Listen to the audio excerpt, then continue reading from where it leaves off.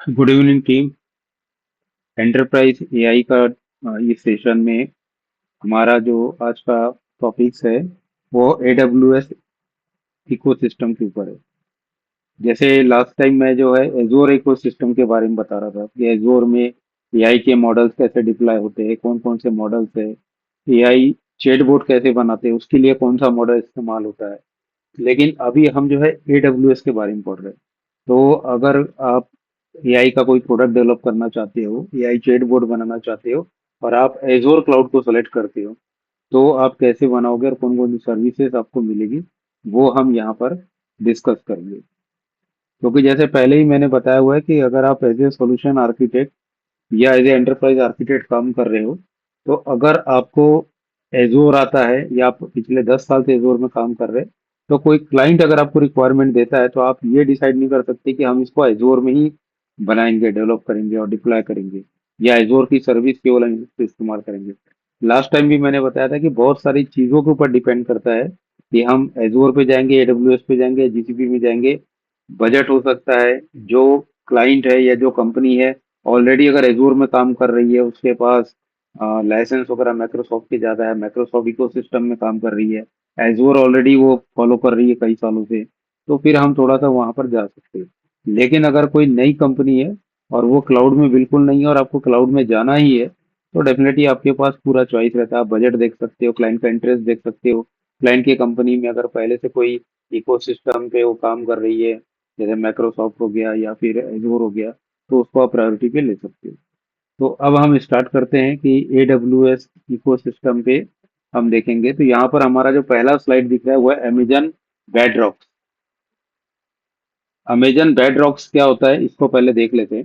तो जैसे मैं एजूर में बता रहा था ओपन एआई, ओपन एआई का काम क्या था कि एजोर में ओपन एआई को अगर क्रिएट करते, उसके अंदर हम 100 से भी ज्यादा मॉडल को डिप्लॉय कर सकते हैं और डायरेक्ट उसके एंड पॉइंट को हमारे एप्लीकेशन से यूज कर सकते, कॉल करके। सेम ऐसे ही AWS क्लाउड अगर आपके पास है और आपको मॉडल डिप्लॉय करके डायरेक्ट यूज करना है आपके एप्लीकेशन में, तो उस सर्विस का नाम है अमेजन बेडरॉक। तो जब आप अमेजन बेडरॉक में जाते हैं, तो आपको बहुत सारे मॉडल डिप्लॉय करने के लिए आपको वहां पर दिखाई देता है। और आपको जो मॉडल यूज करना है, क्योंकि आप पहले से डिसाइड करके रखेंगे कि एप्लीकेशन में किस काम के लिए कौन सा मॉडल यूज करना है, तो उसके हिसाब से आप यहाँ से मॉडल को सेलेक्ट कर सकते हो।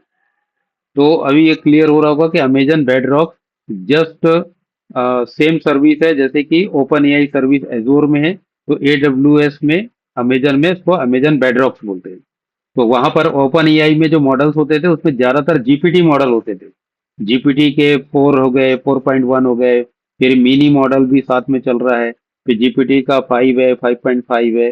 तो इस प्रकार से ज्यादातर मॉडल उसमें जो रहते थे जीपीटी के रहते थे, बट वहां पर भी अदर कंपनी के मॉडल्स मिलते हैं लेकिन कम मिलते हैं। जीपीटी बहुत ज्यादा मात्रा में है, जो कि खुद ओपन एआई का है।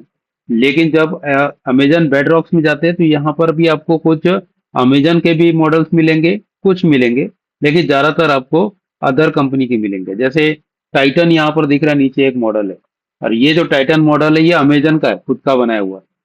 लेकिन क्लाउड किसका है, एंथ्रोपिक का है। लामा किसका है, मेटा कंपनी का है। और मिस्ट्रल किसका है, मिस्ट्रल कंपनी का है। तो ऐसे बहुत सारे मॉडल्स हमको यहाँ पर मिलते हैं और हम उसको सिलेक्ट करते हैं। तो ये मॉडल को क्या बोलते हैं हम, LLM बोलते हैं। LLM मतलब लार्ज लैंग्वेज मॉडल, यानी कि ये ट्रेंड मॉडल है। तो ये मैं बार बार इसलिए बोलते जा रहा हूँ कि दिमाग में परमानेंट बैठ जाएगा कि हम जब भी मॉडल बोलते हैं यानी एलएलएम की बात करते हैं। एलएलएम की बात कर रहे हैं, इसका मतलब ट्रेंड मॉडल की बात कर रहे हैं, जो ऑलरेडी ट्रेंड है, जिसकी एपीआई एंड पॉइंट को लेके आपको सीधा यूज करना है आपके एप्लीकेशन में, राइट। तो ये आपके ट्रेंड मॉडल होते हैं। और इसकी जो प्राइसिंग होती है टोकन बेस्ड पे होती है, यानी कि एपीआई कॉलिंग प्राइसिंग बोलते हैं उसको, लेकिन एपीआई कॉलिंग नहीं रहती है, एग्जैक्ट वो टोकन बेस्ड होती है। इन टोकन, आउट टोकन, दोनों को प्लस करेंगे तो टोटल टोकन। तो इन टोकन का प्राइस अलग होता है, आउट टोकन का प्राइस अलग होता है। और अभी उसमें नया जोड़ दिया कैशिंग टोकन। तो अगर मान लो कि कैशिंग टोकन आपका अगर यूज हो रहा है, उसकी प्राइसिंग अलग होती है। और ये सब मिल करके प्राइस बनता है। तो इसलिए जब भी एप्लीकेशन बनाते हैं तो उसको कॉस्ट ऑप्टिमाइजेशन करना बहुत जरूरी होता है। तो ये हो गया आपका अमेजन बेडरॉक्स। ठीक है, अगर आपको अमेजन AWS में या अमेजन में आपको कोई भी मॉडल डिप्लॉय करना है, कि जस्ट आपको डिप्लॉय करना है और उसको एंड पॉइंट और उसका क्रेडेंशियल लेके आपको यूज करना है, तो उसके लिए सर्विस में आपको जाना पड़ेगा।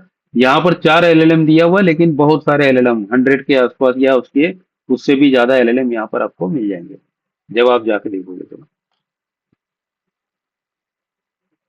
तो हम यहाँ पर देखते हैं कि इसका यूज क्या रहेगा। तो इसका भी यूज सेम वही रहेगा जैसे वहां पर जब मैं बताया था तो एक चैटबॉट की बात किया था। तो अगर एजोर में चैटबॉट हम बना रहे थे तो हमने क्या किया था, एक जीपीटी मॉडल को लिया था और उसमें रैक फ्रेमवर्क यूज किए थे। तो रैक फ्रेमवर्क के लिए क्या करना पड़ा था हमें, कि हमारे कंपनी के जितने डॉक्यूमेंट्स है, डाटा है, पीडीएफ है या फिर एचटीएमएल है या जिस भी फॉर्मेट में पूरे डाटा पड़े हुए, पॉलिसी वगैरह, पॉलिसी हो गया या कुछ इंटरनल कुछ रूल्स रेगुलेशन हो गए, इसको हम चंक्स बना करके इसको एम्बेडिंग फॉर्मेट में कन्वर्ट करके स्टोर कर देते थे वेक्टर डाटाबेस में, राइट।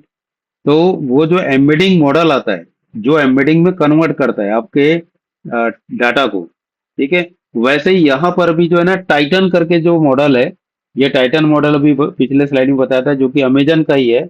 इसका काम होता है कि ये भी एम्बेडिंग कर लेता है, आपके जो डाटा रहेंगे उसको कन्वर्ट करेगा वेक्टर एम्बेडिंग फॉर्मेट में, ताकि बाद में उसको सर्च किया जा सके, सिमेंटिक सर्च किया जा सके, ठीक है। तो ये टाइटन मॉडल आपको एक लेना पड़ेगा एम्बेडिंग के लिए। और जैसे वहां पर मैं यूज कर रहा था GPT-4 मिनी या फिर GPT 5.0 मिनी, ठीक है, डायरेक्ट LLM यूज कर रहा था, तो यहाँ पर आप क्लाउड का यूज कर सकते हैं। क्लाउड में भी बहुत सारे वर्जन होते हैं, तो क्लाउड के जो लोअर वर्जन में जाओगे तो आपको हाईक्यू मिलेगा, लेकिन आप उसके ऊपर में जाओगे तो सोनेट मिलेगा। सोनेट 4.1 से लेके 4.8 तक गया था। उसके बाद ओपस मिलेगा, ओपस भी लास्ट गया था 4.8, लेटेस्ट वाला अभी भी चल रहा है मार्केट में, ओपस 4.8। और 4.8 ओपस के बाद अब चेंज हो गया और आ रहा है फाइबल। फाइबल के पहले एक आने वाला था, आने से पहले गायब हो गया, उसको बोलते हैं माइथस। तो माइथस जो था तहलका मचा दिया था, इंडिया की गवर्नमेंट भी मीटिंग करने लग गई थी कि क्या करना है कैसे करना है, लेकिन माइथस को रोक दिया गया और उससे भी ज्यादा पावरफुल फाइबल आया, जिसका मैंने 3 दिन इस्तेमाल किया था, बट अमेरिका ने उसको भी बैन कर दिया। तो वाकई कुछ ना कुछ तो हो जाएगा दुनिया में अगर वो आ गया, क्योंकि इतना पावरफुल है। हैकर के हाथ में गया तो डेफिनेटली बहुत ज्यादा गड़बड़ होने वाला है, इतना पावरफुल है। तो डेफिनेटली क्लाउड, लेकिन हम जब कोई एप्लीकेशन बनाते हैं तो हमें कॉस्ट ऑप्टिमाइजेशन करना होता है। आपको ऐसा नहीं कि आप ओपास या कोई लेटेस्ट वाला लोगे तो आपका आंसर बहुत एक्यूरेट आएगा, नहीं। आंसर एक्यूरेट इससे नहीं आएगा, LLM से नहीं आएगा, क्योंकि कई ऐसे क्वेश्चंस रहेंगे जो आपके इंटरनल कंपनी के रहेंगे, तो आपको रैक फ्रेमवर्क यूज करना पड़ेगा। इसीलिए आपको सबसे पहले काम करना होता है कि लोएस्ट प्राइस वाला जो LLM होता है उसको यूज करना होता है। और यूज करने के बाद आपको एक्यूरेसी चेक करना पड़ता है, टेस्टिंग करनी पड़ती है। जब आपको लगता है कि मुझे थोड़ा सा हायर वर्जन में जाना है, तभी आपको जाना है। जैसे GPT 4.0 पे मैं था, मुझे कोई दिक्कत नहीं आ रही थी, बट लेकिन जब मुझे दिक्कत आई और मुझे लगा कि मुझे 15-20% और एक्यूरेसी को ऊपर बढ़ाना है, तो मैं भी GPT 5.0 मिनी पे गया। रेट थोड़ा सा अंतर है, लेकिन फिर भी जो नॉर्मल मॉडल होते हैं उतने रेट नहीं है।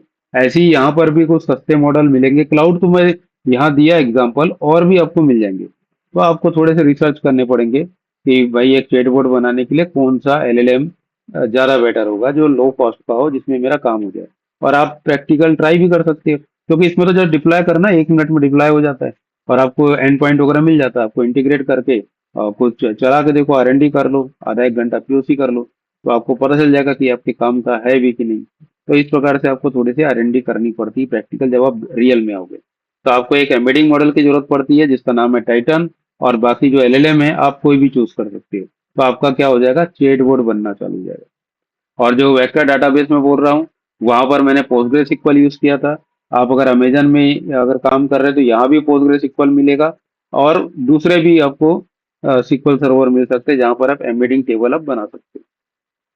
तो ये एक छोटा सा एग्जांपल था, ये चैट बोर्ड का एग्जांपल है कि आप चैट बोर्ड बनाओगे तो आपको 2 मॉडल लगेंगे, रेक फ्रेमवर्क यूज करना पड़ेगा और आपका एक चैट बोर्ड तैयार हो जाएगा, कस्टमर सपोर्ट चैट बोर्ड जिसको यहाँ पर बोला जा रहा है।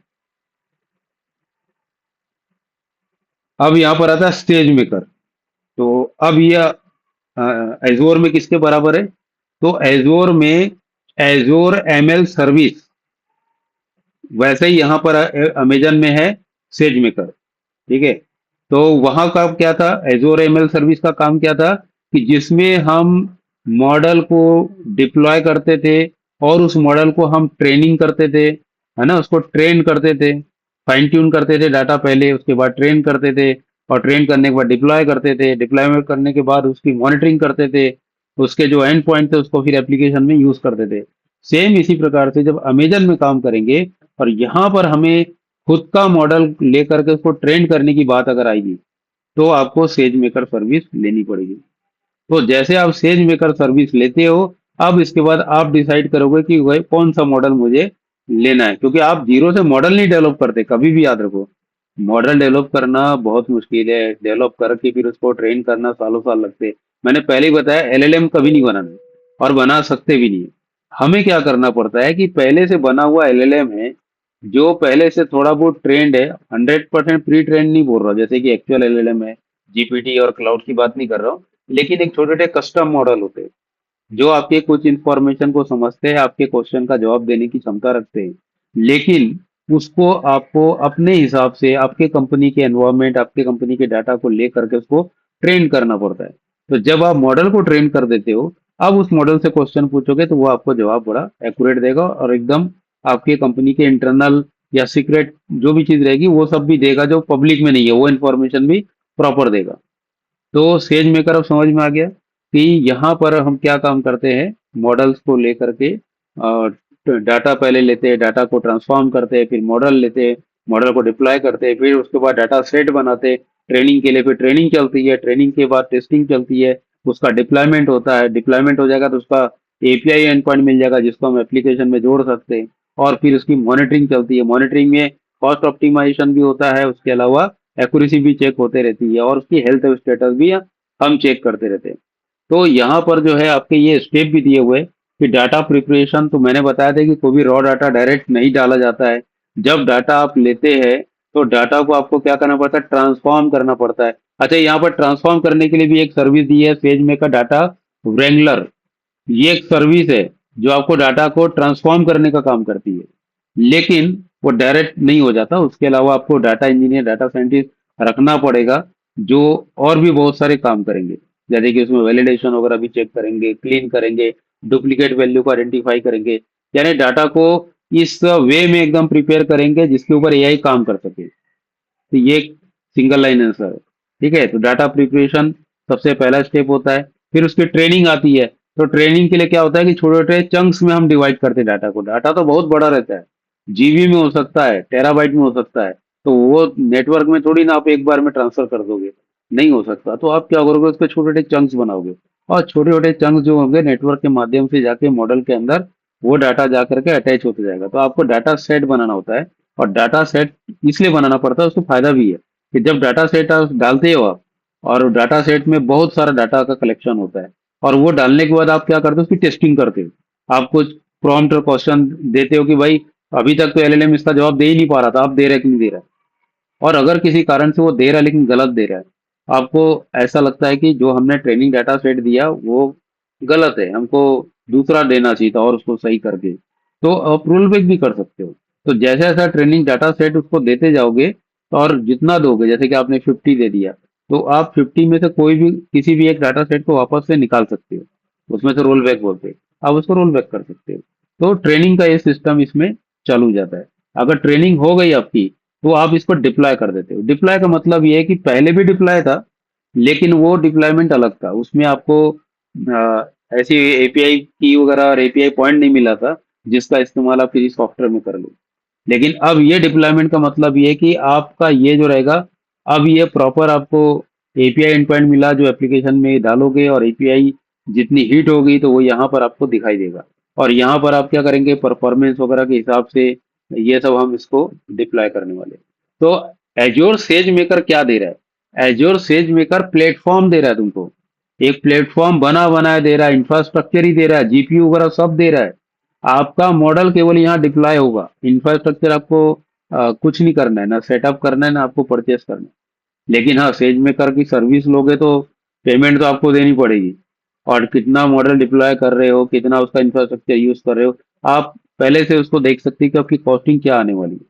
तो ये डिप्लॉयमेंट आप करोगे इसमें, राइट? डिप्लॉयमेंट करने के बाद इसका इस्तेमाल किसी एप्लीकेशन में कर सकते हैं। मॉनिटरिंग कर सकते हैं। मॉनिटरिंग में क्या होता है कि मैंने जैसे बता दिया ना कि आप एक्यूरेसी भी चेक कर सकते हैं, कॉस्ट ऑप्टिमाइजेशन कर सकते हो। यहाँ पर देखो आपका परफॉर्मेंस वगैरह ड्रॉप हो रहा है कि नहीं, ये भी आप यहाँ देख सकते हो। तो बहुत सारी चीज है। यहाँ डाटा ड्रिफ्ट लिखा हुआ है। जैसे मैंने एक बताया था ना, डाटा ड्रिफ्ट या मॉडल ड्रिफ्ट क्या होता है।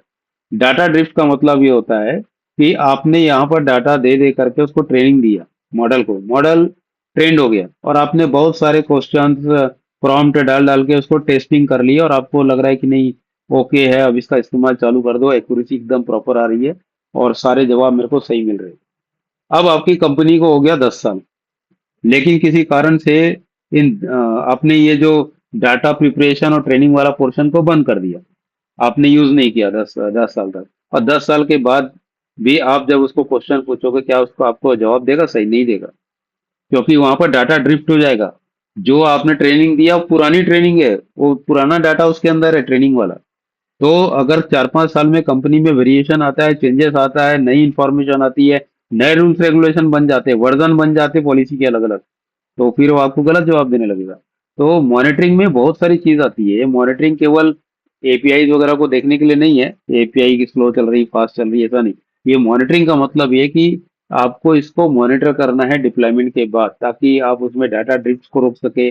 आप परफॉर्मेंस अगर डाउन हो रही है तो उसको देख देख के उसको भी हैंडल कर सकते हैं। ये सब आपको सुविधा मिलेगी। तो ये अमेजन सेज मेकर बहुत इंपॉर्टेंट थिंग है। और सेम वही काम करता है जो वहां पर एजोर एमएल सर्विस करता है। तो एजोर एमएल सर्विस के बदले सेज मेकर, ठीक है। बेड रॉक के बदले क्या था? Open AI. बस इसको याद रखना है कि वहां पर ओपन एआई में जो काम हो रहा है बेड रॉक्स में होगा, वहां पर एजोर एमएल सर्विस में जो काम होगा वो यहाँ पर अमेजन सेज मेकर में होगा। अब यहाँ पर एक एग्जांपल है। एक्चुअली में जैसे मैंने बताया था कि ये मॉडल डिप्लॉय करते हैं हम, और हम इसको डाटा दे रहे हैं, हिस्ट्री डाटा, ट्रेनिंग डाटा, ये सब दे रहे हैं। तो ये क्या करता है? एमएल क्या करता है? एमएल का जब मैं सेक्शन लिया था, जहाँ पर मैं deep learning, machine learning, AI, generative AI सारा बताया था। तो एमएल में मैंने एक ही चीज बताया था कि ये हिस्ट्री डाटा से पैटर्न को आइडेंटिफाई करके प्रोडक्शन करने की क्षमता रखता है। ठीक है। तो यहाँ पर जैसे फ्रॉड डिटेक्शन, तो फ्रॉड डिटेक्शन भी एमएल का काम है। ठीक है। तो अगर मान लो कि आप कोई मॉडल डिप्लॉय करते हो और उसको आप डाटा प्रिपेयर करके ट्रेनिंग दे देते हो, और उसके बाद उसका एप्लीकेशन में अगर इस्तेमाल करते हैं, तो ये क्या करेगा? जैसे कि फ्रॉड डिटेक्शन का आपने अगर मान लो कुछ काम करवाना चाहते हो, तो वो डाटा को स्कैन करेगा, और अगर फ्रॉड मिलता है तो वो तुरंत अलर्ट कर देगा, रोक देगा। जैसे आप ये मान के चलो कि जैसे यहाँ पर एक एग्जांपल दिया हुआ है कि जैसे यहाँ पर कार्ड से ट्रांजेक्शन पर सेकंड हो रहे हैं, जैसे कि आपका क्रेडिट कार्ड वगैरह रहता है ना, आप उसको यूज करते हैं।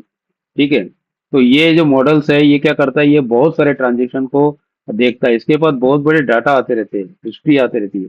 लेकिन ये क्या करता है? पैटर्न्स को आइडेंटिफाई करने की कोशिश करता है।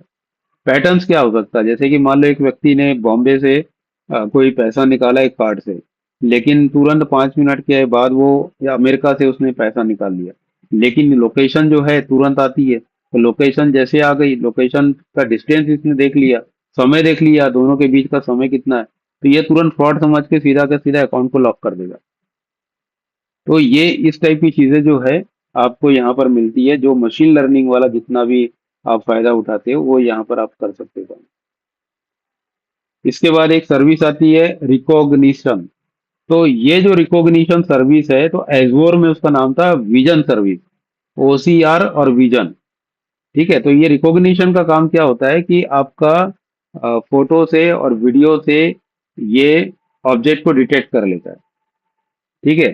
तो जैसे यहाँ पर लिखा हुआ है कि अगर मान लो कोई ऑब्जेक्ट डिटेक्ट करना है, जैसे कोई फोटोग्राफ है, अब फोटोग्राफ में वो पता कर लेगा देख करके तुरंत कि इसमें व्हीकल कौन कौन सी है ना। उसमें देख लेगा कि मेल है कि फीमेल है, कोई अगर व्यक्ति, ह्यूमन पर्सन भी दिखाई दे रहा है वो बता देगा, या सीन्स आइडेंटिफाई कर लेगा।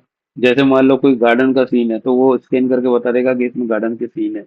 टेक्स्ट अगर आइडेंटिफाई कर लेगा, अगर उसमें कुछ लिखा हुआ है तो उसको कैप्चर कर लेगा कि हाँ इसमें कुछ टेक्स्ट लिखा हुआ है, कौन सी लैंग्वेज में लिखा हुआ है। तो ये सारी चीज जो रहती है ना, निकाल लेता है, फोटो से भी निकाल लेता है, वीडियो से निकाल लेता है। तो ये एक सर्विस है। सर्विस का इस्तेमाल कैसे करते हैं? जैसे इस सर्विस को आप इनेबल करोगे, या इसको आप सब्सक्राइब कर दोगे तो तुरंत आपको इसका एंड पॉइंट मिल जाएगा एपीआई का। और इस एपीआई के एंड पॉइंट के द्वारा जब आप कोई इमेज को भेजोगे बाइनरी में कन्वर्ट करके, तो वहां से वो रिस्पॉन्स आएगा कि इसके अंदर क्या क्या है, या आप पैरामीटर दोगे कि आपको उसमें से क्या निकालना है, क्या करना है, तो ये काम करेगा। तो रिकॉग्निशन सर्विस इसको बोलते हैं। रियल वर्ल्ड एग्जांपल में फेस डिटेक्शन है। फेस डिटेक्शन मतलब जैसे मान लो एम्प्लॉय, जैसे मान लो कंपनी में अंदर आते हैं तो वो तुरंत फेस को देख देख कर अटेंडेंस लगा लेगा, उसको आई कार्ड वगैरह लगाने की या पंच वगैरह करने की जरूरत नहीं है। या मोबाइल वगैरह में जैसे आप अपना फेस को दिखाते हैं तुरंत अनलॉक हो जाता है। तो ये सर्विस एक्चुअली में जुड़ी हुई है और ये सर्विस का काम होता है। ठीक है। तो ये सर्विस जो एजोर में थी वो थी विजन सर्विस और ओसीआर सर्विस। तो यहाँ पर वो काम कर रहा है रिकॉग्निशन सर्विस। यहाँ पर एक और सर्विस है, अमेजन टेक्सट्रैक्ट। टेक्स्ट को एक्सट्रैक्ट करने का काम करता है। ठीक है, कहाँ से करेगा? इमेज से करेगा। किसी भी प्रकार का इमेज हो सकता है, डिजिटल फाइल वगैरह हो सकता है, आप स्कैन किए कर रहे हो, या फिर आप कोई कैमरे में आप कोई दिखा रहे हो कोई डॉक्यूमेंट्स वगैरह, या फिर आप अपलोड कर रहे हो, पीडीएफ हो गया, जेपीजी हो गया, तो उसमें से टेक्स्ट को क्या करेगा? एक्सट्रैक्ट कर देगा। तो इसके क्या एग्जाम्पल हो सकते हैं? जैसे मान लो कि किसी ने क्या किया, रियल एग्जाम्पल दिया, इनवाइस प्रोसेसिंग। तो जैसे किसी ने अपलोड का बटन दबा करके एक इनवाइस को अपलोड कर दिया, तो इनवाइस को अपलोड करते ही उसके अंदर के जितने भी डाटा है ना उसको तुरंत एक्सट्रैक्ट कर लेगा। एक्सट्रैक्ट करने के बाद क्या करेगा? उसको डाटाबेस में स्टोर भी कर देगा। जहां पर इनवाइस आईडी जाना चाहिए, जहां पर अमाउंट जाना चाहिए, जहां पर वेंडर का नाम होना चाहिए, वो सब निकाल करके डाटाबेस को उस फील्ड में जाके इंसर्ट मार देगा ऑटोमेटिकली। तो अब समझ में आ रहा होगा कि ये अमेजन टैक्स एक्सट्रैक्ट अगर सर्विस अगर आप लेते हो तो आप इसका इस्तेमाल बहुत जगह कर सकते हो अपने एप्लीकेशन में। मैं तो एक एग्जांपल दिया कि आपने जस्ट इनवॉइस को अब वो किया तो देखो तुरंत जा करके उसने अपलोड कर दिया। नहीं तो पहले क्या होता था कि अगर मान लो आपके पास 1,000 इनवॉइस है और मान लो आपके पास डिजिटल फॉर्मेट में भी अगर है, पीडीएफ में भी है, तो आप एक एक को खोलोगे और उसमें से डाटा देख देख के टाइप करोगे, बार बार स्क्रीन स्विच करते बैठोगे, गलती होने का चांस रहेगा।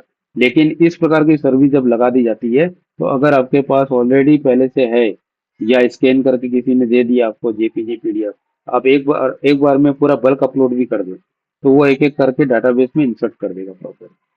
तो ये इस प्रकार के काम आपको हो जाता है। और जैसे मैं बता रहा कि पैन कार्ड हो गया, उसको जब स्कैन करते हैं, या फिर आपका आधार कार्ड है तो अपने आप वो नाम, डेट ऑफ बर्थ और आपके नंबर को रीड कर लेता है। तो ये एक सर्विस है। तो सर्विस जहां जहां बोल रहा हूं आपको यूज करना है तो उसकी एपीआई एंड पॉइंट मिलेगा, उसका सीक्रेट की मिलेगा, और आपको देखना पड़ेगा कि उसके पैरामीटर्स क्या होते हैं, कब हमको क्या पैरामीटर्स भेजना है, किस काम के लिए। ठीक है। तो ये एक सर्विस और बता दिया मैंने। फिर इसके बाद है अमेजन कंप्रीहेंड। ये अमेजन कंप्रीहेंड सर्विस क्या है? तो ये एक प्रकार का एनएलपी है। तो एनएलपी मतलब क्या होता है? Natural language processing. जो इंसान जो लैंग्वेज को जानता है, ये उसको अंडरस्टैंड करता है, ये कन्वर्ट कर सकता है एक लैंग्वेज को दूसरे लैंग्वेज में। लेकिन ये सर्विस का जो सबसे बड़ा काम क्या है कि ये उस डाटा में से जो एक्सट्रैक्ट कर सकता है, क्या क्या कर सकता है? जैसे कि सेंटीमेंट को भी निकाल सकता है।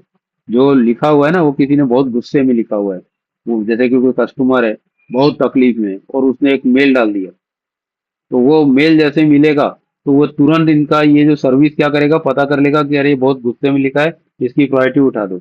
सेंटिमेंटल में और क्या आ सकते हैं, जैसे कि मान लो फीडबैक, फीडबैक किसी ने दिया, ये चेक करके बता देगा कि फीडबैक पॉजिटिव है या निगेटिव है। तो देखो इस प्रकार के ये पूरे काम जब अगर ये सब करना चालू कर दिए ना कोई एप्लीकेशन में, तो आपका ये पूरा एप्लीकेशन ऑटोमेशन में हो जाता है। ऑटोमेशन उसमें पूरा हो जाता है, बहुत सारे काम जिसमें इंसान की जरूरत ही नहीं है, अपने आप काम होने लग जाते हैं। तो इतनी बड़ी बड़ी जो साइट्स होती है जैसे कि फेसबुक है, आपका यूट्यूब है, और भी बहुत सारे जो ग्लोबल एप्लीकेशन होते हैं जिसमें कई करोड़ों कस्टमर्स रहते हैं जो रिव्यू डालते रहते हैं, फीडबैक डालते रहते हैं, कमेंट्स डालते रहते हैं। तो कोई व्यक्ति बैठ के नहीं पढ़ता है, कोई ऐसा टीम नहीं लगा करेगा कि तुम एक एक जाके पढ़ो। ये पूरा एआई का काम है। एआई बहुत तेजी से कई करोड़ों कमेंट्स को उठा लेगा, पूरा सेंटिमेंटल एनालिसिस कर देगा, और उनके जो अलग अलग फील्ड बना के रखे होंगे उसमें वो ग्रुप बना बना के उनको रिपोर्ट कर देगा। रिपोर्ट क्या, वो मतलब जैसे कि कोई टिकट जनरेट कर देगा, किसी कस्टमर को दिक्कत है, मैं उसने कुछ ऐसा डाला तो वो तुरंत एक टिकट जनरेट करके असाइन भी कर देगा किसी टीम को कि भाई देखो ये अर्जेंट है। तो इस प्रकार का ये ऑटोमेशन काम होता है।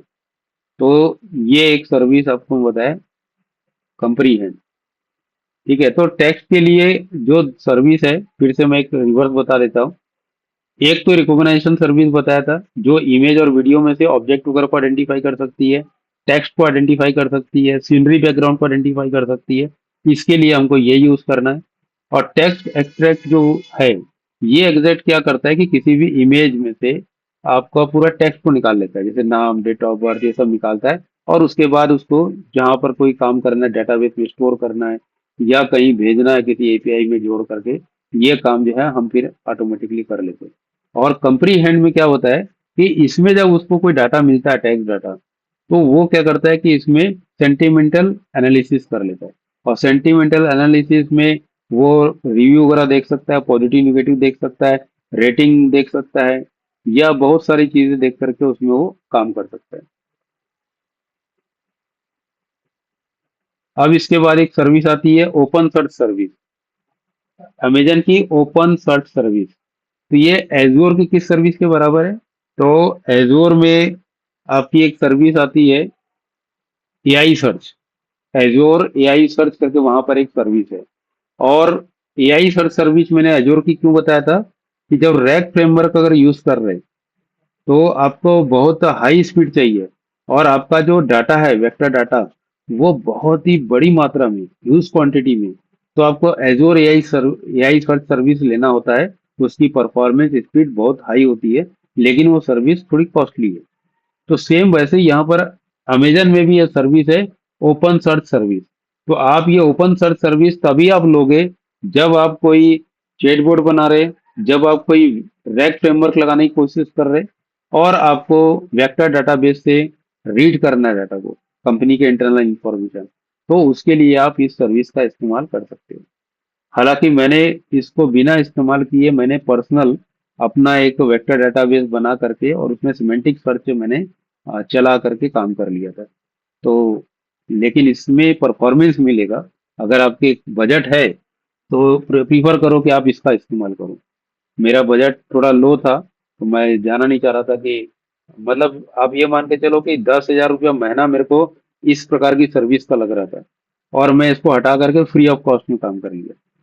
वो एम्बेडिंग मॉडल का जो चार्ज रहता है वो तो तभी लगता है जब आप ट्रेनिंग देते हो, मतलब उसको चंक्स वगैरह बना करके एम्बेडिंग में कन्वर्ट करते हो। उसके बाद तो केवल सर्च होते रहता है। तो ये डिसाइड करना रहता है कि हमें कौन सी सर्विस लेनी है। लेकिन इस सर्विस का इस्तेमाल रैक फ्रेमवर्क में, यानी जब चैट बोर्ड बनाओगे तो आप इसका इस्तेमाल करोगे सिमेंटिक सर्च करने में। ठीक है। इसके बाद जो एक और सर्विस यहाँ पर आ रही है वो है ई के एस। एजोर में इसको बोलते हैं ए के एस। तो ए के एस का फुल फॉर्म क्या था? Azure Kubernetes services. और यहाँ पर ई के एस, इसका फुल फॉर्म क्या है? Elastic Kubernetes services. Elastic Kubernetes service, right, E K S. तो सेम वही है, जो वहां ए के एस का काम कर रहा था, वही यहाँ पर ई के एस का काम करेगा। क्या काम कर रहा था? ये कंटेनर ऑर्केस्ट्रेशन, कल के सेशन में मैंने बताया था ना, कंटेनर ऑर्केस्ट्रेशन करता है। कंटेनर क्या होता है? मैंने बताया था कि जब आप कोई मैक्रो सर्विस एप्लीकेशन में काम करते हैं, तो छोटी छोटी सर्विस को हम डिप्लॉय करते हैं, तो हम जनरली इसको कंटेनर में डिप्लॉय कर देते हैं। कंटेनर अपने आप में एक, लाइक समझ जाओ, छोटा वीएम है, वर्चुअल मशीन जैसा। लेकिन वो वीएम में बहुत सारी सुविधा रहती है कि आप उसमें एप्लीकेशन डाल सकते हो, रिमोट से कनेक्ट कर सकते हो, इसमें नहीं कर सकते। और कंटेनर सस्ता रहता है जब आप उसको 1 2 वगैरह कर लेते हो, लेकिन इसमें लोड बैलेंसिंग वगैरह सब कुछ रहता है, बहुत अच्छा काम करता है। तो ये बहुत ज्यादा पॉपुलर है। लेकिन कंटेनर की संख्या, क्वांटिटी बहुत ज्यादा हो जाती है। मैक्रो सर्विसेज में 100 प्लस हो जाती है, कई बार तो 1000 प्लस हो जाती है। तो जब ये कंटेनर की क्वांटिटी बढ़ जाती है, तो इसको प्रॉपर ऑर्गेनाइज करना, यानी कि मैनुअल ऑर्गेनाइज करना तो टफ हो जाता है, खास करके प्रोडक्शन की बात कर रहे हैं। तब वहां पर इस सर्विस का इस्तेमाल होता है। तो यहाँ पर ईकेएस सर्विस है, जो हंड्रेड्स ऑफ या थाउजेंड्स ऑफ कंटेनर को ऑर्केस्ट्रेशन करता है। ऑर्केस्ट्रेशन का मतलब होता है कि उसको कंट्रोल करता है। कोई कंटेनर अगर क्रैश हो गई, तुरंत रिस्टार्ट कर देगा। कोई कंटेनर में लोड ज्यादा आ गया, तुरंत उसकी स्पीड को बढ़ा देगा। लोड बैलेंसिंग कर देगा हॉरिजेंटली और स्पीड बढ़ा देगा। फिर अगर उसका लोड कम हो गया तुरंत जाके उसको कम कर देगा। तो ये पूरा का पूरा ऑटोमेटिकली मैनेज करते रहता है। कुछ पॉलिसीज वगैरह हमको सेट करनी रहती है। तो ईकेएस बोलते हैं यहाँ पर। और यहाँ पर इसका इस्तेमाल क्यों हो रहा है? क्योंकि यहाँ पर हम एआई एप्लीकेशन की बात कर रहे हैं। मैं प्योर एज्योर का जो सेशन था उसमें तो बताया था एकेएस के बारे में। लेकिन यहाँ पर एकेएस और ईकेएस से बात इसलिए हो रही है क्योंकि यहाँ पर एआई एप्लीकेशन अगर बन रहा है और वो भी माइक्रो सर्विस है, तो डेफिनेटली हमको इसकी बात करनी पड़ेगी। तो अगर आप कोई एआई का प्रोडक्ट बना रहे जिसमें बहुत सारी सर्विसेज आपने बना के रखी है, कि जैसे लैंग्वेज ट्रांसलेशन की अलग सर्विस बनाई है जो अलग से डिप्लॉय होगी, है ना, आपका फ्रॉड डिटेक्शन की एक अलग सर्विस है जो केवल फ्रॉड डिटेक्शन का ही काम करेगा। तो ऐसे 100+ सर्विस अगर आप बना के एक प्रोडक्ट तैयार कर रहे, लेकिन उसको मेंटेन करने के लिए आपको खास करके प्रोडक्शन में बार बार बोल रहा हूँ, डेव और स्मोक में तो आप मैनुअली कर सकते हो, करना चाहिए उन्हें, क्योंकि ये कॉस्टली सर्विस है। जहां तक मेरा ख्याल है कि ये 1 लाख के आसपास या उसके ऊपर चले जाता पर मंथ। तो ये प्रोडक्शन के लिए ज्यादा बेटर है क्योंकि प्रोडक्शन में बहुत तेजी से मैनेज करना रहता है और पब्लिक उसको यूज करती है, जो करोड़ों मात्रा में जो पब्लिक की रिक्वेस्ट आ रहे, तो ये प्रोडक्शन में इसका इस्तेमाल किया जाएगा। तो रियल वर्ल्ड एग्जांपल इसका वही है कि जब भी कोई मतलब ट्रैफिक वगैरह आता है या कुछ आता है तो वो अपने आप उसको हैंडल करेगा, ऑटो स्केल कर लेगा। वो क्रैश हो गया तो उसको वापस से रीस्टार्ट कर देगा, है ना। तो ये सारा चीज पूरा काम करता रहेगा। और एक और जो इसका यूज है, जीपीयू जो है ये प्रॉपर डिस्ट्रीब्यूट करता है। क्योंकि जब एआई प्रोडक्ट की बात करते हैं और मॉडल डिप्लॉयमेंट की बात करते हैं तो वो पीछे सीपीयू नहीं होता, वो जीपीयू होता है। तो एकेएस का काम क्या रहता है कि कभी ट्रैफिक अगर अचानक किसी एक एमएल सर्विस के पास ज्यादा चली गई तो ये तुरंत उसका जीपीयू बढ़ा देगा ताकि कोई रिक्वेस्ट फेल ना हो। और जैसे उसका लोड कम हो गया तो जीपीयू कम कर देगा, क्योंकि जीपीयू बहुत महंगा आता है। अगर आप जीपीयू बढ़ा रहे हो मतलब आपका बिल को 10 गुना 20 गुना कर रहे हो सीधा।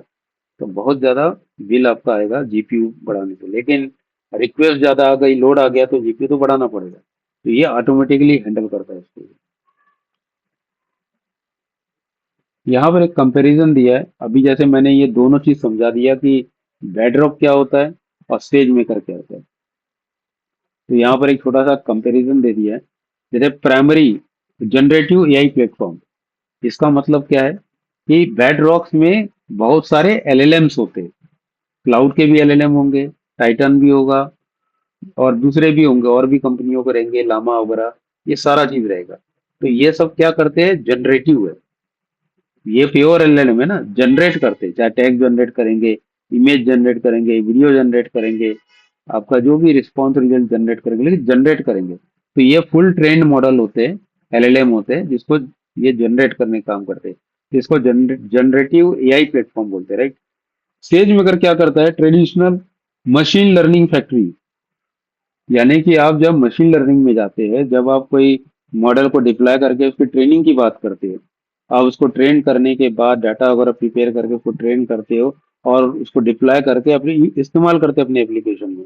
जैसे आपको फ्रॉड डिटेक्शन करना है, एनोमली डिटेक्शन करना है, आपको प्रोडक्शन करना है, सेल का प्रोडक्शन करना है, इस प्रकार की चीजें अगर कर रहे हो उसके लिए आपको इसकी जरूरत पड़ती है।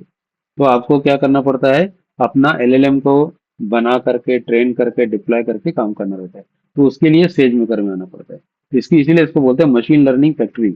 आपको मशीन लर्निंग का काम अगर आ गया तो सेज मेकर आपको याद आना चाहिए, राइट। जनरली चैटबॉट वगैरह बनाओगे तो बेड रॉक में ही काम हो जाएगा, सेज मेकर की जरूरत नहीं है। क्योंकि बेड रॉक में आपको दो एलएलएम लगेगा, एक एम्बेडिंग का टाइटन एल लग जाएगा, और दूसरा आप क्लाउड का या किसी और का कम रेट वाला एक एलएलएम यूज कर सकते हो रिस्पॉन्स देने के लिए, और आपका चैटबॉट तैयार हो जाएगा। मिनिमम दो तो लगेगा, हमेशा याद रखना है। ठीक है, तो आप बेडरॉक का इस्तेमाल आप चैटबॉट में करोगे मोस्टली, और सेज मेकर का जब कोई मशीन लर्निंग का कोई अगर काम आ गया तो आपको करना पड़ेगा। तो इसका जो मोड ओरिजिन जो है प्री ट्रेन, यानी कि प्री ट्रेन एलएलएम रहते हैं जैसे क्लाउड, लामा, टाइटन। और ये जो आपका कस्टम बिल्ट या कस्टम ट्रेन, उसको हम क्या करते हैं, फाइन ट्यून करते हैं, डीप लर्निंग मॉडल। तो कस्टम बिल्ट या कस्टम ट्रेन मॉडल ऑलरेडी मिलते हैं मार्केट में, उसको लेके हम यहाँ पर डिप्लॉय कर देते हैं और उसको फिर ट्रेनिंग देते रहते हैं। इसमें इंजीनियरिंग एफर्ट जो है इसका बहुत ही कम है, जीरो इंफ्रास्ट्रक्चर। और दूसरी बात है कि बहुत ही फास्ट है। इसका जो बिलिंग का इंफ्रास्ट्रक्चर से कोई ताल्लुक नहीं है, इसका जो बिलिंग है टोकन के ऊपर लगता है, मैंने पहले ही बताया था, राइट। तो जितना टोकन कंज्यूम करोगे उतना आपका महीने का बिल आ जाएगा। तो यानी आपको इंफ्रास्ट्रक्चर ये सब का बिल नहीं देगा। लेकिन यहाँ पर आप जाओगे तो आपका जो है इंफ्रास्ट्रक्चर का भी बिल लगेगा, इंफ्रास्ट्रक्चर का भी लगेगा। फिर इसके इसमें भी आपको थोड़ा टोकन का भी लगेगा, क्योंकि यहाँ पर आपका सर्विस यूज कर रहे हो ना, तो वो भी आपको लग जाएगा। डेवलपमेंट लाइफ स्टाइल जो है इसका सेंटर ऑन प्रॉम्प्ट इंजीनियरिंग, आरएजी, जैसे बताया ना चैट बोर्ड के लिए अगर आप इसका इस्तेमाल करते हो रैक फ्रेमवर्क के लिए, है ना, तो मॉडल्स वगैरह डायरेक्ट यूज करते हो तो आपको इसमें जाना है। और ये आपका है डाटा इंजीनियरिंग, जैसे कि hyper parameter tuning and custom training loop. तो आप ट्यूनिंग कर रहे हो या फिर आप ट्रेनिंग लूप चला करके अपना कोई भी एक मशीन लर्निंग का काम कर रहे हो। तो मशीन लर्निंग का कोई भी काम, जैसे कि आपका प्रोडक्शन करना है, नंबर डिटेक्शन हो गया, है ना, इस टाइप के कोई भी काम आपको है तो आपको सेज मेकर में जाना होगा। तो ये कंपैरिजन चार्ट यहाँ पर एक छोटा सा है। अब यहाँ पर देखते हैं कि भाई कब यूज करना पड़ता है। तो बेड रॉक कब यूज करोगे, जब आपको एक स्केट बोर्ड बनाना है तो सीधा बेड रॉक में आ जाओ, सेज मेकर भूल जाओ। रैग एप्लीकेशन अगर आप काम कर रहे हो तो रैग आपका जब भी लगेगा। रैग का मतलब क्या होता है कि जिसमें आपको इंटरनल इंफॉर्मेशन जो रहती है हमारी ऑर्गेनाइजेशन की, उसको एम्बेडिंग फॉर्मेट में कन्वर्ट करके वेक्टर डाटाबेस में स्टोर किया जाता है। तो जब भी यूजर अगर कोई क्वेश्चन पूछता है तो पहले हम उस प्रॉम्प्ट को लेकर के एक सिमेंटिक सर्च मारते हैं वेक्टर डाटाबेस में, और वहां से जो इंफॉर्मेशन आती है उसको कॉन्टेक्स्ट में जोड़ करके एलएलएम को देते हैं। एलएलएम हमको जो रिस्पॉन्स देता है यूजर को दिखा देते हैं, जो कि एकदम करेक्ट होता है। ठीक है, तो रैग रैग को फिर से बता दिए मैंने। एआई असिस्टेंट मतलब वही चैटबॉट और एआई असिस्टेंट हो गया, और कंटेंट जनरेशन। तो ये हो गया बेडरॉक। सेज मेकर यूज करोगे जैसे कि फ्रॉड डिटेक्शन। तो एमएल के, मशीन लर्निंग के जितने भी काम है अगर करना होगा मशीन लर्निंग, तो आपको यहाँ पर सेज मेकर में आना पड़ेगा। और सेम इसका नाम एज्योर में क्या है, एज्योर एमएल सर्विस। और बेडरॉक का नाम क्या है वहां पर, ओपन एआई। ये थोड़ा सा आपको याद रखना है। तो रिकमेंडेशन सिस्टम आप यहाँ यूज कर सकते हो, फोरकास्टिंग कर सकते हो, कस्टम मॉडल ट्रेनिंग कर सकते हो यहाँ पर। तो ये कब इस्तेमाल करना है वो यहाँ पर छोटा सा डिफाइन हुआ है। यहाँ पर कुछ रियल एग्जांपल दोनों के अलग अलग दिए, बेड रॉक्स और सेज में करके। तो बेड रॉक्स में तो हम चैटबॉट बनाएंगे, तो एक चैटबॉट का एग्जांपल है। ये चैटबॉट के एग्जांपल में क्या दिखा रहा है यहाँ पर, कि आप अगर मान लो कोई इंटेलिजेंट कस्टमर सर्विस चैटबॉट अगर तैयार करती है, ठीक है, इसका इस्तेमाल करके बेड रॉक्स का, तो ये आपका जो है एपीआई के थ्रू आप इसको इंटीग्रेट करोगे। और डॉक्यूमेंट डेटाबेस का मतलब वेक्टर डेटाबेस की बात हो रहा है, उसका आप यूज करोगे। और आपका ये जो रहेगा, ये आरएजी, इसका फुल फॉर्म दिया हुआ है ना, रिट्रीवल ऑगमेंटेड जनरेशन, आरएजी आप यूज करोगे। तो उसके लिए आप ये काम करोगे, यानी कि एक चैटबॉट बनाने के लिए इस्तेमाल होगा। और दूसरा जो है फ्रॉड डिटेक्शन के लिए आपका काम करेगा। ठीक है, a financial institute must analyse billion of internal credit card transaction log. ठीक है, तो ये क्या बोल रहे हैं यहाँ पर, कि अगर मान लो कहीं पर उसको जरूरत पड़ता है, तो उसका जो एल्गोरिथम जो ट्रेन किया हुआ है सेंसिटिव ट्यूबुलर डाटा, तो वो आइडेंटिफाई कर लेता है कुछ गलत हुआ। तो गलत हुआ तो वो एक्शन लेता है। ये एआई का हम इस्तेमाल कर रहे हैं, ऐसा नहीं कि वो आपको बताएगा भाई कुछ गलत हो रहा है तो आप बताओ क्या करना है, नहीं। वो सीधा एक्शन लेगा, या तो अकाउंट ब्लॉक कर देगा या कुछ और कर देगा। तो ये सारा चीज जो है ऑटोमेटिकली होता है। अभी ट्रांजेक्शन में जैसे मैं भी करता हूँ ट्रांजेक्शन, 1000 1500, ऐसा कुछ करता हूँ तो कोई दिक्कत नहीं है। लेकिन अचानक 2 लाख और 5 लाख का ट्रांजेक्शन करता हूँ, तुरंत 1 मिनट के अंदर कॉल आ जाता है। और वो ऑटो जनरेटेड कॉल रहता है एआई के द्वारा। और वो उसमें सिस्टम के मैसेज आते हैं, मतलब वॉइस आती है कि आपका ये ट्रांजेक्शन इस अकाउंट से इतना अमाउंट हुआ है, अगर ये सही है तो एक दबाओ, अन्यथा जीरो दबाओ। तो ये सारा चीज जो है ना एआई लगा हुआ है। और एआई देखता है कि भाई ये कंटिन्यू ट्रांजेक्शन करते रहता है यूपीआई से, 500 1000 2000, लेकिन ये अचानक 2 लाख का, 3 लाख का, 5 लाख का हो रहा है। सही में ये किया है कि कोई निकाल रहा है उसके अकाउंट से, तो तुरंत वो कॉल आ जाता है। अगर जैसे हमने रोक दिया तो रिवर्स कर देगा आपका ट्रांजेक्शन को। तो ये सब फायदे होते हैं, तो हम जनरल लाइफ में यूज कर रहे, देख रहे हैं, लेकिन हमें पता नहीं चलता कि क्या हो रहा है। तो ये एआई का कमाल है, सारे एप्लीकेशन में इसका यूज किया जा रहा है।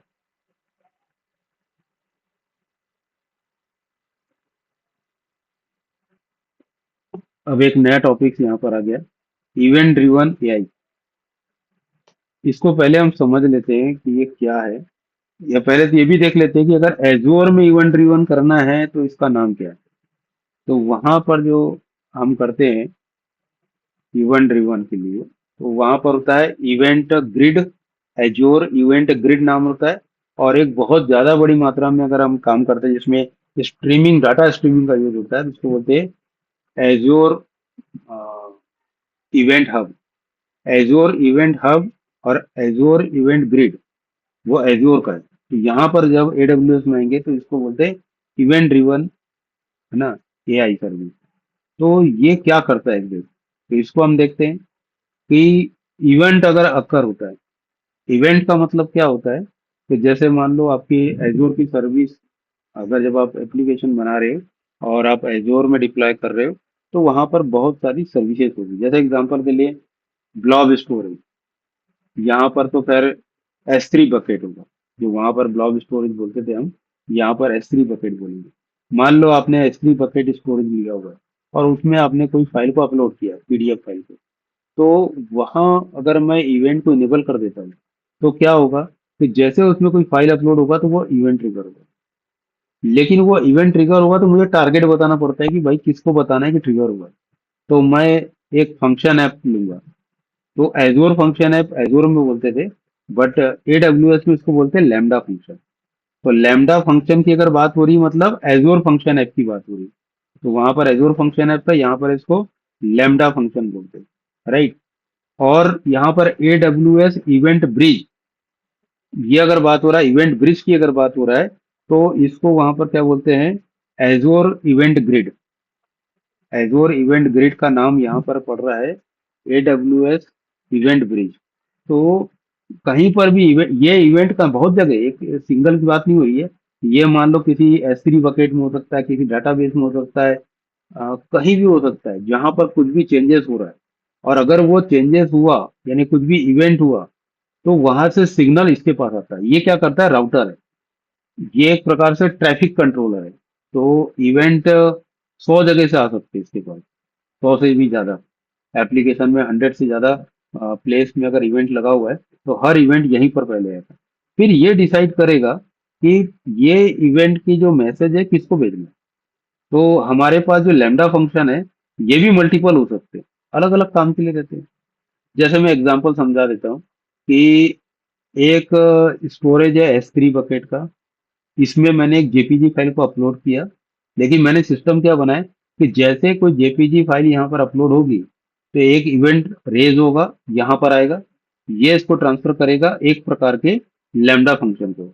अब ये लैम्डा फंक्शन देखेगा कि भाई इमेज अपलोड हुआ है, तो ये क्या करेगा, इस इमेज को भेज देगा किसी एआई मॉडल को, यानी कि एआई सर्विस को पास कर देगा।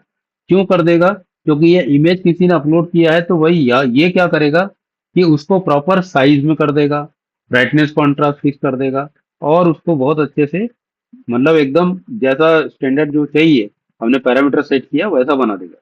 वैसा बना करके दो चीज हो सकता है, या तो फिर वापस इसको भेज दिया, स्टोर कर लो भाई, इसको अपडेट हो गया, या फिर इसको कहीं भेज दो। कहीं भेज दो मतलब मेल करना है, या कहीं और दूसरे स्टोरेज में जाके स्टोर करवाना है, डाटाबेस में स्टोर करना है, जो भी आपका है वो कर सकते हैं। तो ये मैंने एक फ्लो बताया एक इमेज को लेकर के। आप सोचो ऐसे बहुत सारी चीज हो सकती है। जैसे एग्जांपल के लिए आपने इनवाइस को अपलोड कर दिया, तो इनवाइस अपलोड जैसे हुआ पर्टिकुलर लोकेशन पे, तुरंत यहाँ से रेज हुआ कि भाई इनवाइस आया, इसके पास आया, एक दूसरे प्रकार का लेमडा फंक्शन है। ये देखा कि अच्छा इनवाइस आया, तो ये एआई मॉडल को दिया कि भाई ये इनवाइस में से डाटा को एक्सट्रैक्ट करो, और डाटा को एक्सट्रैक्ट जैसे कर लिया, तो उसको भेज दो या आगे दूसरी सर्विस के पास। ये क्या करेगा, उसको डाटाबेस में स्टोर कर देगा। तो आपने बस इनवाइस अपलोड किया, लेकिन उसका डाटा जाके डाटाबेस में स्टोर हो गया। आगे से रिपोर्ट देखोगे या वहां जाके देखोगे तो वहां दिखने लग जाएगा, उसकी एंट्री दिखेगी। तो ऐसे कम से कम 100 से भी ज्यादा, 1000 से भी ज्यादा इस प्रकार की प्रोसेस बनती है। और ये प्रोसेस होती है जो हमारे एप्लीकेशन को ऑटोमेशन बनाती है। यहाँ इंसान की जरूरत ही नहीं है, ये ऑटोमेशन है। कुछ भी कहीं पर इवेंट जनरेट हुआ, तुरंत वो उठा करके उसको लेमडा फंक्शन को दिया, लेमडा फंक्शन ने एआई से पूछा, भाई ये देख कुछ आया, क्या करना है बता, या ये कर वो कर, जो भी उसका सेटिंग रहेगा, और फिर एआई जो रिस्पॉन्स देगा, उसको किसी को भेजना है, सेव करना है वो। यानी ये जो पूरा ऑटोमेशन आपके एप्लीकेशन के अंदर कंटिन्यू चलता रहेगा। जब क्लाउड में आप डिप्लॉय कर दोगे ना, ये पूरा कंटिन्यू चलता रहेगा। और सोचो आप, बैंक का एप्लीकेशन आप उठा लो, एक स्टेट बैंक का ले लो या आईसीआईसी बैंक का ले लो, कितना एआई का इस्तेमाल हुआ हुआ, बहुत ज्यादा। बहुत सारा चीज है, हमें बाहर से पता नहीं चलता, लेकिन आप कभी आर्किटेक्चर डॉक्यूमेंट उठा के स्टडी करोगे, जो सॉफ्टवेयर डेवलप हुआ है तो उसके अंदर पता चलेगा कि इतने ज्यादा एआई का इस्तेमाल हुआ है, बहुत सारी चीजें ऑटोमेशन में चल रही है। तो आप एप्लीकेशन को ऑटोमेट करना चाहते हो या ऑटोनोमस एआई प्रोडक्ट बनाना चाहते हो, तो आप सोचो आपको ये सारा चीज की जरूरत, सभी चीज की जरूरत पड़ेगी, तब आपका एप्लीकेशन बनेगा ऑटोमेशन में। ये थोड़ा सा मैंने एग्जांपल लिया ताकि ये समझ में आना चाहिए कि भाई इसको यूज क्यों करना है। तो अब आप लोगों को पिक्चर क्लियर हो रहा है। बार बार मैं इसलिए बताते जा रहा हूँ कंपेयर करके, ताकि कंफ्यूज ना हो। एजोर के बारे में पढ़े हो, एजोर की सर्विस सुने हो, तो आपको याद रहना चाहिए कि जो एजोर में जिसको जो बोलते हैं वो एडब्ल्यूएस में क्या बोलते हैं। क्योंकि एजोर में जितनी सुविधा है ना वो पूरी सुविधा एडब्ल्यूएस में भी है। तो आप ऐसा कुछ नहीं कर सकते कि कोई काम ऐसा जो एजोर में ही हो सकता है एडब्ल्यूएस में, ऐसा नहीं है। दोनों में हो सकता है। वो तो चूज करना है आपको एक बार कि आपको किस में जाना है। और जैसे आपने चूज कर लिया एडब्ल्यूएस, आपका पूरा प्रोडक्ट एडब्ल्यूएस में ही बनेगा, डिप्लॉयमेंट भी वही होगा और आपको सर्विसेज भी एडब्ल्यूएस में पूरी मिल जाएगी। ठीक है, तो ये आपका बताते जा रहा हूँ। ठीक है, आगे आते हैं नेक्स्ट स्लाइड में। इसका थोड़ा सा और डिटेल दे दिया है प्रोसेस की। जैसे इवेंट अकर्स का मतलब होता है कि कहीं पर कुछ चेंजेस होता है तो वो इवेंट अकर्स होता है। जैसे सर्विस बस है, सर्विस बस का क्यू है, उसके अंदर कोई मैसेज आया, इवेंट जनरेट हो जाएगा। कोई स्टोरेज है, उसके अंदर कोई फाइल स्टोर हुई, इवेंट जनरेट हो जाएगा। डाटाबेस है, उसके अंदर कोई रिकॉर्ड इंसर्ट हुआ, इवेंट जनरेट कर देगा। लेकिन ये अपने आप नहीं करता, हमें जा करके उसको इनेबल करना पड़ता है। और इनेबल करके उसको टारगेट बताना पड़ता है कि अगर इवेंट जनरेट कर रहे हो भाई, तो किसको भेजोगे मैसेज। तो वो मैसेज को रिसीव करने के लिए हमारे पास फंक्शन ऐप होते हैं। फंक्शन ऐप में ट्रिगर पॉइंट अलग अलग होते हैं। तो जब इवेंट ट्रिगर लगा के रखे हो तो फंक्शन ऐप ऐसे ही पड़ा रहेगा तो जीरो बिल। लेकिन कहीं पर इवेंट हुआ, तुरंत वो प्रोसेस वहां पर आएगा। किसके द्वारा आएगा? Event bridge. इवेंट ब्रिज क्या करता है? ट्रैफिक कंट्रोल करता है। कोई इवेंट रेज हुआ तो इवेंट ब्रिज को पता है कि मुझे इसको कहाँ भेजना है। कहीं दूसरी जगह इवेंट रेज हुआ, उसके पास आया, उसको कहीं और भेज देगा। तो ये सब इसके पास इंफॉर्मेशन रहती है। इसका काम है ट्रैफिक कंट्रोल करना। तो जो इवेंट्स हुआ है उसको प्रॉपर उस वहां तक पहुंचाना जहां उसकी जरूरत है। और ज्यादातर जो है लैम्डा फंक्शन पे ही जाता है। लैम्डा फंक्शन बहुत सारा बनाते हैं, आप 1000 बना लो, अगर वो यूज नहीं हो रहा है तो आपको पैसा बिल्कुल नहीं लगेगा। ये सर्वर लेस अगर आपको डिप्लॉयमेंट करना है उसके लिए लैम्डा फंक्शन होता है, याद रखो। अगर आप जैसे डॉट नेट का कोड करते हो, जावा करते हो, तो आपको डिप्लॉय करने के लिए सर्वर चाहिए। सर्वर वीएम भी हो सकता है, जैसे कि एजोर में एजोर ऐप सर्विस हो सकता है या फिर कंटेनर ऐप हो सकता है। लेकिन ये जो लैम्डा फंक्शन है या एजोर फंक्शन है, तो इसमें आपको डायरेक्ट कोड बनाना है, डिप्लॉय करना है, सर्वर की जरूरत नहीं। और इसमें कोई सर्वर है नहीं तो आपको कोई चार्ज नहीं लगेगा। आपको कंप्यूट वगैरह का चार्ज नहीं लगेगा। हाँ, एपीआई हिट का चार्ज लगता है, लेकिन जनरली 10 लाख एपीआई तो फ्री रहती है एजोर में। एजोर में जब की बात इसका देखना पड़ेगा, एजोर में 10 लाख हिट जो होगा ना, तो उसका कोई चार्ज नहीं लगता है। और उसके बाद भी चार्ज लगेगा तो पर हिट का कुछ 3 पैसा 2 पैसा समथिंग कुछ लगता है। तो बहुत कम बिल आता है। तो बहुत ही हाई अवेलेबिलिटी है, परफॉर्मेंस बहुत अच्छी होती है। तो इसका यूज करना ही चाहिए। अगर आप सॉफ्टवेयर बना रहे हो तो इसके बिना आप नहीं बना पाओगे। बहुत सारी ऐसी चीजें रहती है जो बहुत प्रॉपर चलना चाहिए, डाउन नहीं होना चाहिए। डाउन हो गया तो बहुत बड़ा इश्यू हो जाएगा। जैसे फ्रॉड डिटेक्शन, तो फ्रॉड डिटेक्शन करने का जो कोड है आपको यही रखना पड़ेगा। नॉर्मल सर्वर में रख दिए, लोड बैलेंसिंग काम नहीं किया या किसी कारण से मेंटेनेंस हुआ, डिप्लॉय कर रहे, कुछ भी अगर वो बंद हुआ तो आपका कुछ इसमें इशू हो सकता है। तो हाई अवेलेबिलिटी इसकी रहती है तो हम जनरली इसी को यूज करते हैं, जो सर्वर की जरूरत नहीं पड़ती है, बहुत लाइट वेट रहता है। और हीट के हिसाब से इसका बिलिंग आता है। प्लान रहते हैं उसके अलग अलग, आपको प्लान लेने पड़ते हैं। फिर एआई मॉडल भी आपको चाहिए, क्योंकि इसके पास जब कोई काम आएगा तो इसको जरूरत पड़ेगी एआई मॉडल, क्योंकि हम अभी एआई प्रोडक्ट की बात कर रहे हैं। तो एआई मॉडल का जैसे मैंने बताया था ना, इमेज को एडिट वगैरह कर लेगा, या कोई टेक्स्ट आए तो उसको एनालिसिस कर लेगा, सेंटीमेंटल एनालिसिस कर लेगा। या फिर जैसे इनवाइस अपलोड हुआ तो उसका टेक्स्ट वगैरह का डाटा निकाल करके दे देगा वापस, इसको आप डाटाबेस में सेव करो या कुछ भी करो।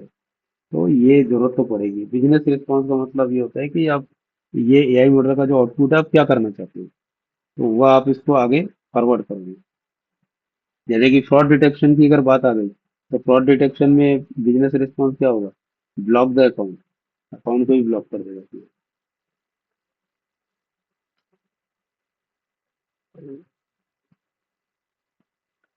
अब ये देखते हैं स्पेशलाइज्ड एडब्ल्यूएस इवेंट इंफ्रास्ट्रक्चर।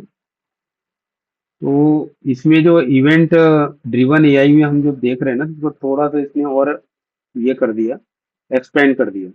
तो पहला आ गया इवेंट ब्रिज। तो इवेंट ब्रिज को मैंने बता दिया कि जो क्या करेगा, राउट करेगा कि ये आया है इवेंट, इसको कहाँ भेजना है, जस्ट इतने ही काम करेगा।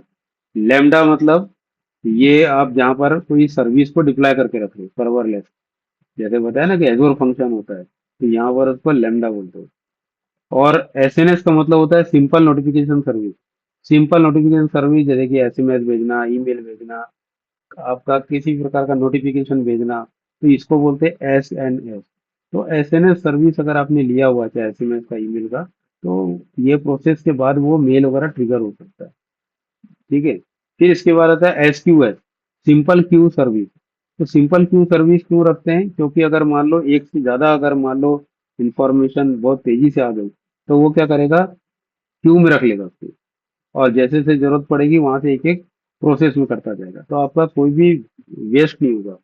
हर प्रोसेस, हर जो इवेंट ट्रिगर हुआ है वो प्रॉपर प्रोसेस होगा। तो एक प्रकार का समझ जाओ कि ये क्यू है, कि ज्यादा इंफॉर्मेशन आ गई, मैसेज आ गई, तो क्यू में स्टोर कर लेता है और वन बाय वन रिलीज करता है।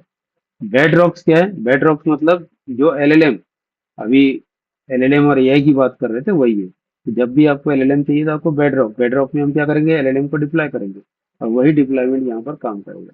तो ये जनरेटिव रहेगा, जनरली ये सारे क्या रहेंगे, जनरेटिव रहेंगे। तो मतलब ट्रांसलेशन करके आपको नया आउटपुट देगा, क्लासिफिकेशन करके आपको रिजल्ट देगा, या समराइज वगैरह कर देगा कुछ चीज को। तो डिपेंड करता है कि आप कौन सा एआई मॉडल यूज कर रहे हो और आपका टारगेट क्या है। तो उसके हिसाब से बेडरॉक यहाँ पर आ गया, यानी कि एआई मॉडल। और सेज मेकर तो ये आगे का हो गया, कि मतलब अगर मान लो इवेंट ट्रिगर हुआ है, जैसे मैंने बताया था कि क्रेडिट कार्ड का इवेंट ट्रिगर हुआ, लोकेशन मिली, और अगली लोकेशन इतनी दूर मिली, और दोनों के बीच का जो ड्यूरेशन इतना कम है कि पॉसिबल नहीं कि व्यक्ति इतने कम समय में वहां तक पहुंच जाए क्रेडिट कार्ड लेके। तो ऐसा अगर इवेंट जनरेट हो गया, तो उस कंडीशन में सेज मेकर जिसमें आपका क्या रहता है, लर्निंग मॉडल, फ्रॉड डिटेक्शन, ये फ्रॉड डिटेक्शन ट्रिगर हो जाएगा और आइडेंटिफाई करेगा तुरंत कि फ्रॉड हुआ कि नहीं। तो ये जो यहाँ पर लैम्डा था, ये फ्रॉड डिटेक्शन कभी नहीं करेगा, क्योंकि फ्रॉड डिटेक्शन, प्रिडिक्शन, ये सब काम किसका है, एलएन है, इसका है, मशीन लर्निंग का। तो मशीन लर्निंग मॉडल जो रहते हैं, ये एग्जैक्ट ये सब काम करते हैं। तो यहाँ तक आएगा वो डाटा, और यहाँ जाकर के वो पूरा चेक करेगा वो तेजी से। तो इवेंट ड्रिवन एआई जो है, इसके बेनिफिट्स बहुत है। क्योंकि पहला बेनिफिट तो इसमें ये है कि इसमें रियल टाइम रिस्पॉन्स होता है।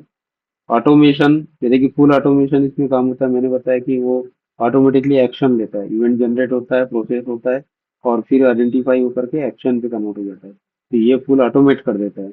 और स्केलेबिलिटी बहुत रहती है, अगर मान लो कि, क्योंकि हम क्लाउड में वैसे भी डिप्लॉय करके रखे हैं, तो इसमें स्केलेबिलिटी मिल जाएगी। ट्रैफिक कितना भी ज़्यादा आएगा, कितना भी स्पाइक हो जाएगा ट्रैफिक, तो भी कोई प्रॉब्लम नहीं आएगा। तो ये जो है, यूज किया जाता है इवेंट इवेंट। तो थैंक यू टीम, फिर मिलेंगे नेक्स्ट सेशन में। Good night.